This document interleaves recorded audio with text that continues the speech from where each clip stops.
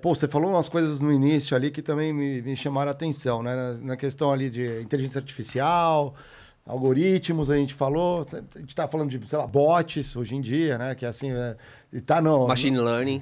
Machine learning, né? E bots, por exemplo, você pode usar... Tudo você pode usar para o bem e para o mal. Isso que é o mais interessante, né? Então, bots você usa... sei lá, um e-commercezinho, você tem um pequeno negócio que você consegue responder seus clientes. Se for bem treinado, né? Muito bem. Se for mal treinado, vai dar um monte de chabu que não vai entender o que você está perguntando, como você está respondendo, né? A famosa Magalu, né? Que responde, que conversa, inclusive já foi assediada ali, né? A Bia do Bradesco e tudo mais. Chegamos nesse nível de você, né? De assediar uma inteligência artificial, né? Chegamos nesse nível.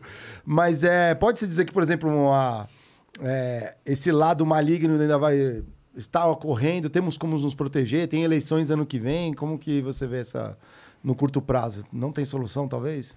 No curto... Especificamente, se a gente estiver falando de fake news, né? Vamos dividir ali um pouco desses assuntos. As fake news.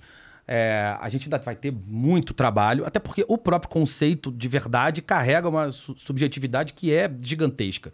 Então, uma opinião sua pode ser tão verdade para você quanto mentira para mim, e você pode expressá-la genuinamente e ainda assim um algoritmo pode qualificar como uma inverdade. Você pode acreditar naquilo de fato, você pode ter uma visão sobre um determinado assunto e às vezes não é tão fácil refutar a sua visão. Então, a questão fake news, esse é um dilema importante.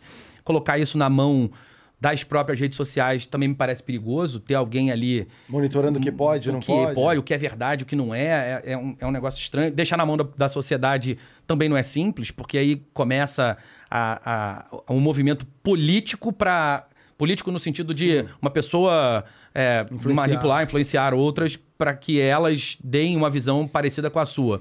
Então essa é uma questão mais séria. Então a gente está falando dos algoritmos... E aí, algoritmos que podem, por exemplo, substituir mão de obra, né, quando você está falando dos bots, ou algoritmos que podem se passar por uma determinada pessoa. A gente vai ver isso muito seriamente com os deepfakes, né? Os rostos que são colocados em corpos de outras pessoas, e a partir daí fica difícil entender se é aquela pessoa de verdade ou não que está dizendo aquilo, a manipulação de voz. Então tem muita coisa acontecendo que vai dar problema. E a verdade é que ninguém sabe como vai resolver isso no curto prazo. O que vai acontecer em alguns momentos é o que houve com os experimentos de reconhecimento facial, que foram interrompidos. A galera chegou a um determinado momento que falou, o algoritmo de reconhecimento facial carrega nele uma bagagem de visões sobre raças, cores, enfim, características das pessoas que as empresas não estavam conseguindo resolver. Então, um algoritmo da polícia que vai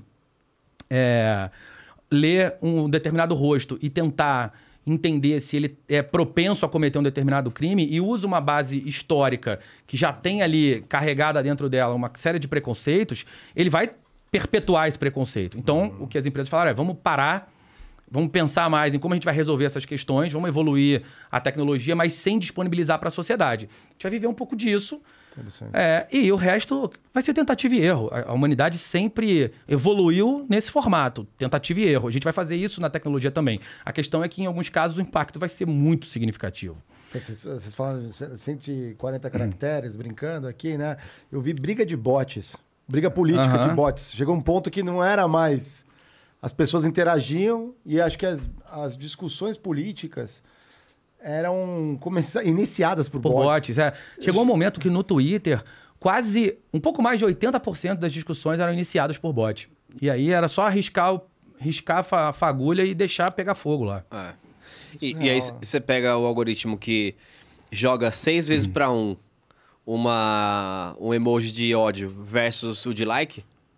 É isso. Riscou o fósforo. Exatamente. Mas aí tá na responsabilidade do dono da plataforma tentar, só que é humanamente impossível. Como que... E aí que tá, né, cara? Porque... censurar, né? E atribuir essa responsabilidade é criar espaço para censura. E, então, essa discussão é muito séria. E, no final das contas, quem disser que tem uma resposta final para isso tá sendo leviano. O que você tá jogando na que é? tela aí? Os bots? Isso aí foi uma live que pegou 50 mil pessoas de Google Home conversando com o Google Home. Ficou semanas. 50 mil pessoas olharam. Eles se casaram e discutiram de exterminar a humanidade.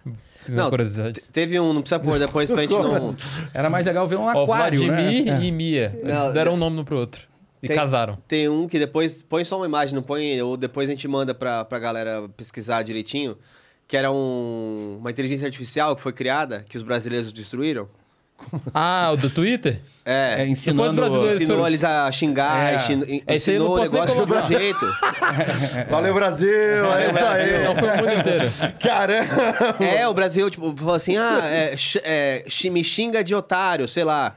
E aí o bot começou a entender que isso era legal e destruiu a inteligência artificial. Eu não sabia, isso eu perdi. Isso eu tô ligado, foi a Microsoft lançou um bot de inteligência artificial que aprendia com os tweets da galera. Era pra ser um projeto legal e tal. Só que a galera do 4chan descobriu isso e em 24 horas transformaram ela na nazista. E queria exterminar a humanidade. Pô, que isso, e ficaram mandando coisa horrenda pra ela aprender. É bizarro. Ah, não. Então bizarro. é muito... Mandou embrulhado pra presente, como se fossem coisas legais. Ela foi aprendendo. É um bot bem intencionado. Não tem critério. Ao ponto que o bot não tem critério.